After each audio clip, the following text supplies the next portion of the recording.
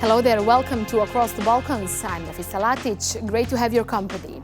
After first being denied entry, Bosnian citizens and their Palestinian family members evacuated from Gaza finally arrived in Sarajevo this week.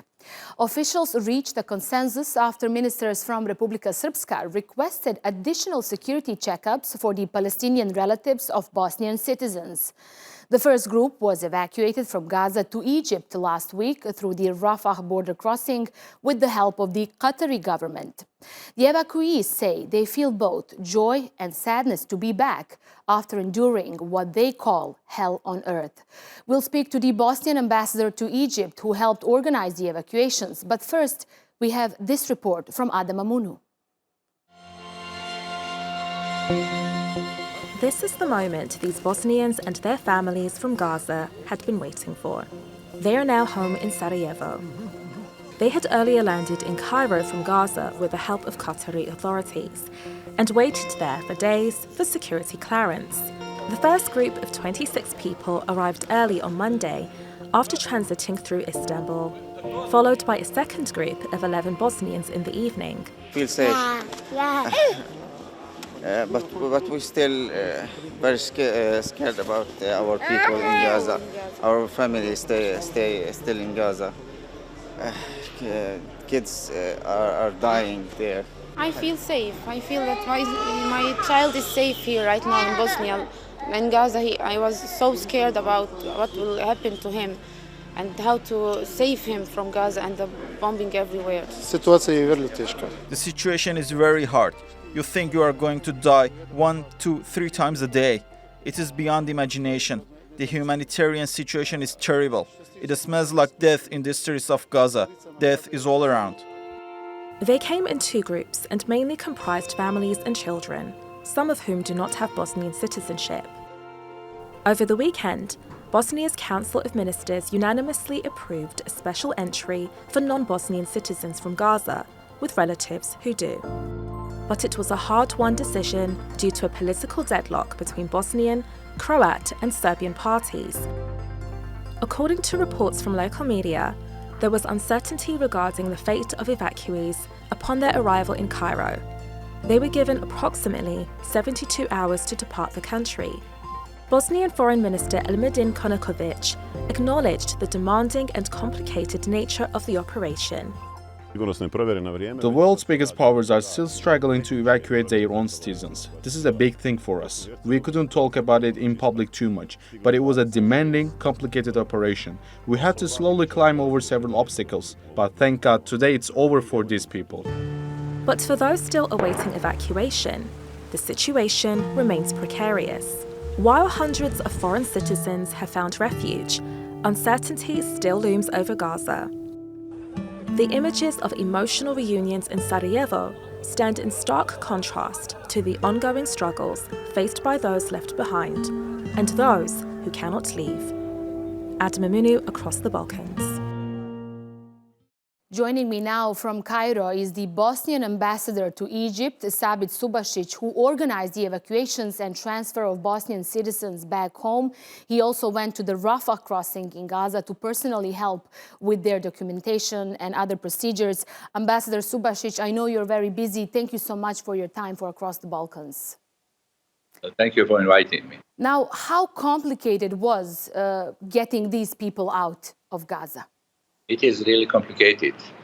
You know, there are many actors involved in this whole process, and you have to coordinate with many actors. And apart from that, you have difficulties, practical difficulties to come to Gaza, to organize everything in Gaza, to arrange people from Gaza side to Rafah side. So there are a lot of complications, and it's crowd, it's chaos, and people are unhappy, frustrated. Imagine it's war there. I can only imagine. And you've spent a couple of days with them in Cairo while they were waiting approvals for entering Bosnia. What did they tell you? How did all this make them feel? I mean, it's you have unbelievable stories. I mean, those people suffered a lot during in last period in Gaza. each of them each of them has an unbelievable story about suffering, about difficulties, about house destruction, and I saw many photos. People showed me photos when you see, for example, one part of their house is just cut by bomb. Just half of I'm coming from Bosnia. I remember a period of Bosnia war in Sarajevo. We had also huge destruction, and it's absolutely known. But here I have for the first time I see that those bombs can cut half of the house, and people survived all those kind of difficulties and came to Rafah to try to get out. And of course, they are pushed to do that. Those people, they love their space of living. They love their Gaza. They want to live there, and they hope to come back. But for them, it's a terrible situation to move somewhere to be saved. And yeah, please tell me. While you were talking, we are seeing the pictures of them. Ambassador, these are mostly women and children, as far as I can see. There are many women and children, but also there are men as well. Mostly, those are families. Those are families from different parts of Gaza. So that's combination. I mean, there are doctors, there are professors, there are many lawyers. All people, different kind of profession. I met them, and it's some unique experience. And would you say that it was more difficult for Bosnia to get its people out than for other countries? What were your main obstacles? And on the other hand, who was your best help in all of this? I don't think that there are some differences. All countries they have to pass the same procedure, same and we have intensive consultation with different countries from the west, from the east. They all have to pass the same procedure, and in our case. I had excellent communication with our ambassador in Israel, in Tel Aviv. We are lucky to have an embassy there. And we managed to coordinate a lot of important things in procedure of evacuation those people. So apart from that, I must say that communication with professional communication with my ministry was also very good. We created some group there in the ministry. So all this period of evacuation, I had the opportunity to talk to them, people, to have consultation, and to arrange things to be done well.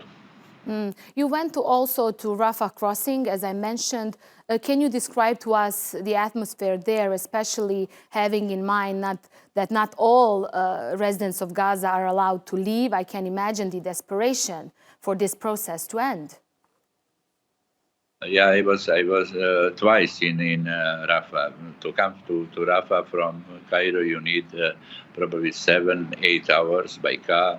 You have especially in that area from Ismailia to Rafah, roads are very, very bad, and you have many checking points, which is very reasonable. When you come there, you have. In this Egyptian side, in Rafah, you have huge space inside, and the people are gathering there, waiting for somebody to come to take them out. Before that they came from Palestinian side. Some of them managed to pass, some of them didn't. People who managed to pass, they have a permission. They are on the list to pass. They have permission to pass. But there are also some people who don't have permission. And so what happens to them? Do they just wait at the Rafah crossing? What happens to them then? They are waiting now. They are waiting even now. And that's another tragic story. I have in mind one family, one lady called Munira and her husband. They are, very respected people in Gaza. They had a wonderful life there. The educated people, and they have 4 children. They are Bosnian citizens living in Gaza. They refused to get permission. But their children, they have 4 children. The 4 children, they have permission. So it's all of them. They are now at the Palestinian side, but they are not in position to cross border. And we are trying to do whatever we can to help them. Ambassador Subasic, extraordinary stories that you've shared with us.